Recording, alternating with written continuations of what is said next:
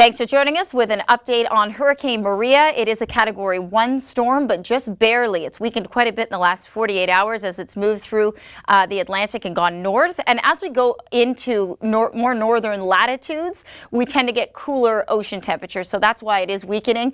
It's really just off the coast of Cape Hatteras and the Outer Banks here. So we have tropical storm warnings in place. We also have tropical storm watches in the lighter pink area.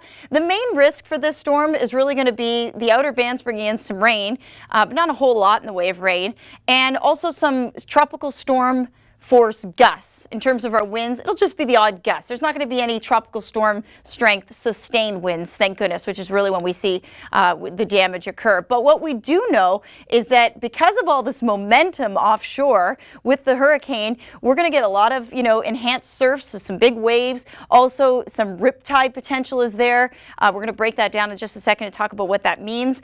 And then also, we're going to see the potential for coastal erosion, especially at high tide for a lot of these areas. High pressure is basically slowing the storm down before a trough, or the jet stream, kicks it out. And that's the same trough that's been out west. And by the time it moves to the lakes, it'll kick it out of the way. So Cat 1 weakening to a tropical storm by about midweek. And then it goes out to sea, and it won't be a problem for Atlantic Canada at this point either. Again, maybe some enhanced surf. Here's your strong winds. Remember, in the center, that's where your strongest winds are, where the circulation is, where that eye wall normally is, although it's lost its eye wall. But you can see it gets pretty close to the coast according to this model, and that's why we're talking about the potential for tropical storm force gusts. So what is a riptide? You always see this little view, right, where you see the arrows do this.